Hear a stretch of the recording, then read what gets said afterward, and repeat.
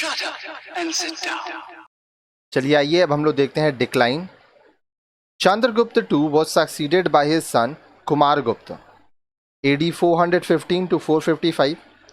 अब देखिए चंद्रगुप्त द्वितीय के बाद उसका पुत्र कुमारगुप्त सन 415 से 455 तक उसका उत्तराधिकारी बना। आगे देखिए, he was able to maintain the empire built up by his father, but during the later part of his reign there was a threat from the Hunas of Central Asia। देखिए, अपने पिता के साम्राज्य की रक्षा करने में वह प्रारंभ में तो सफल रहा, किंतु उसके शासनकाल के अंतिम भाग में यह देखा गया कि जो मध्य एशिया में शासन कर रहे हुनों से उन्हें चुनौतियां मिलने लगी। After occupying Bactria the Huns cross the Hindu Kush mountains and entered India. अब देखिए, बैक्ट्रिया पर विजय पाने के बाद, अपना शासन स्थापित करने के बाद हुनों जो थे वो हिंद कुश पर्वत को पार करके भारत में प्रवेश करने लगे। Their first attack during his reign was repulsed by Prince Skandagupta. अब हुनों का जो प्रथम आक्रमण था, जो पहली बार वो आक्रमण किए थे, उसको राजकुमार स्कंदगुप्त द्वारा विफल कर दिया गया था। स्कंदगुप्त हुनों को हरा दिए थे। The Guptas, however, could not protect their empire for long, and the successive waves of Huna invasion made the Guptas very weak. This was one of the main factors which accelerated the disintegration of the Gupta empire. लेकिन जो गुप्ता शासक है वो हुनों के बार बार आक्रमण से अपने साम्राज्य की रक्षा नहीं कर पाए।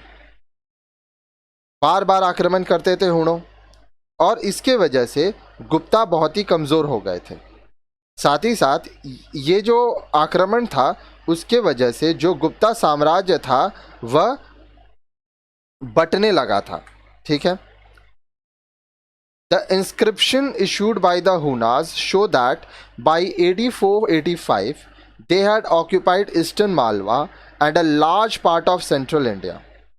हुनों द्वारा लिखे गए आलेख से पता चलता है कि सन 485 तक उन्होंने मालवा तथा मध्य भारत के बड़े हिस्से तक अपना कब्जा कर लिया था, अपना अधिकार स्थापित कर लिया था। Punjab and Rajasthan also passed into their hands. Punjab तथा राजस्थान भी उनकी झोली में चला गया था। The first important ruler of the Hunas in India was Toraman, who conquered an area stretching up to Iran near Bhopal in central India। अब देखिए, हुनों वंश का प्रथम जो कि इंपॉर्टेंट रूलर माना जाता है, प्रथम चर्चित शासक तोरमान था, जिसने मध्य भारत में भोपाल के नज़दीक ईरान तक अपना साम्राज्य फैला लिया था। His son मिहिर कुला succeeded him in AD 515। अब उसका जो पुत्र था मिहिर कला, वह सन 515 में उसका उत्तराधिकारी बना। He is described in text as a tyrant and iconoclast। अब उसके पुत्र के बारे में पता चलता है कि वह तानाशाह था और बहुत ही क्रूर था। Both Yashodharman of Malwa and Narasimhagupta Baladitya of the Gupta dynasty finally defeated Mihir कुला। देखिए, मालवा के शासक यशोधर्मन तथा गुप्त साम्राज्य के शासक नरसिंहगुप्त बालादित्य ने अंत में मिहिर कुला को हरा दिया। But this victory over the Hunas could not revive the Gupta empire. लेकिन हुनों का ये जो हार था हुनों पर ये जो विजय था उससे गुप्ता साम्राज्य को नया जीवन नहीं मिला। Besides the Huna invasion, there was also a gradual decline in economic prosperity. अब देखिए, हुनों का आक्रमण जो होता था उसके साथ साथ जो आर्थिक समृद्धि थी वो भी कम होने लगी। It is indicated by the gold coins of the later Gupta rulers, which has less gold content and more of alloy. अब ये कैसे पता चल रहा है? ये जो गुप्ता शासक थे जो अंत हो रहा था, लास्ट जो पाए गए उनके मुद्राओं से पता चलता है, जिसमें सोने की मात्रा कम थी और अलग अलग प्रकार के धातुओं की मात्राएं अधिक थी।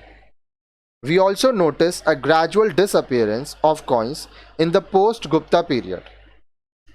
हम ये भी देखते हैं कि गुप्ता काल जब खत्म हो गया तो उसके बाद जो मुद्राएं हैं उनमें बहुत कमी हो गई। It led the kings to make payments in form of land rather than cash. अब इससे क्या हुआ? जो शासक थे उनको नकद राशि के स्थान पर भूमि के रूप में भुगतान करना पड़ा। It is evident by the discovery of large scale land grant charters donating land to Brahmins and officers. अब यह कैसे पता चलता है? यह इस बात से पता चलता है कि जो ब्राह्मण थे और जो अधिकारी थे उनको बड़े पैमाने में दान दिए गए थे, जमीन दान दे दिए गए थे। ठीक है, आगे देखिए, आगे बोल रहा है the practice of giving land for religious and secular purposes in lieu of service rendered to the state is normally termed as feudalism. अब देखिए, बोल रहा है धार्मिक तथा सांप्रदायिक उद्देश्यों से जमीन दान के बदले शासन को सेवाएं प्रदान करने की परंपरा जागीरदारी प्रथा कहलाई।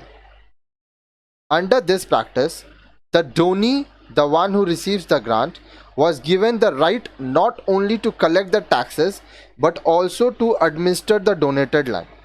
अब फ्यूडलिज्म में क्या होता है? जागीरदारी में इस प्रथा के अंतर्गत दान पाने वाला व्यक्ति को मात्र संग्रह करने का ही नहीं बल्कि दान में जो जमीन मिली है उस पर अधिकार भी दे दिया गया।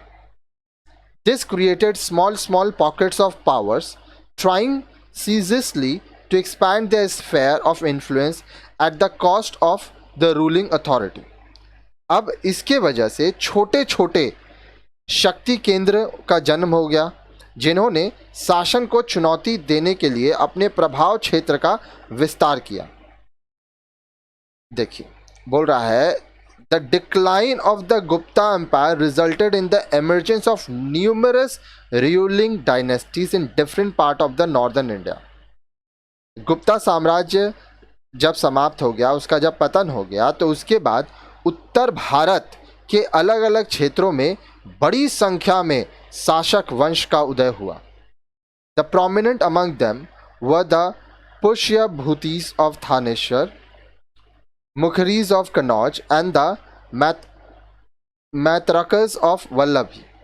इनमें प्रमुख थे थानेसर के पुष्यभूति, कन्नौज के मौखरी और वल्लभी के Maitraka. The political scene in the peninsular India was no different. अब देखिए, भारतीय प्रायद्वीप, पेनिनसुलर इंडिया, भारतीय प्रायद्वीप में भी राजनीतिक परिदृश्य अलग नहीं था, ऐसा ही था। The Chalukya and the Pallavas emerged as strong regional powers in Deccan and northern Tamil Nadu respectively. अब देखिए, दक्षिण और उत्तरी तमिलनाडु में चालुक्य और पल्लव मजबूत राजनीतिक शक्तियों के रूप में प्रकट हुए। दक्षिण में हुए चालुक्य और उत्तरी तमिलनाडु में पल्लव। तो इस तरह से जो गुप्त वंश था, गुप्त साम्राज्य, उसका विनाश हो गया, वह पूरी तरह से समाप्त हो गया। अब इससे पहले कि मैं आपको आगे और पढ़ाऊँ, आइए आपको मैं एक मैप के ज़रिए बताता हूँ कि यह जो गुप्त वंश था वो कहाँ से कहाँ तक फैला हुआ था। ठीक है, तो आइए इसको हम लोग ध्यान से देखने की कोशिश करते हैं। देखिए, ये क्या है? ये जो बोल रहा है the Gupta at the close of the 4th century. ठीक है, यहाँ पे आप देख पा रहे होंगे ये देखिए, ये जो लाइन जा रहा है, ठीक है, ये देख रहे हैं कितना दूर तक फैला हुआ है, ये पूरा गुप्त वंश था। ठीक है, ये भारत का मैप है, इसमें और भी बहुत सारे वंश है। आइए मैं आपको मैप को थोड़ा जूम करके दिखाता हूँ। इससे क्या होगा, आप बार बार मैप देखेंगे तो आपको पता चल जाएगा कि कहाँ पर क्या था।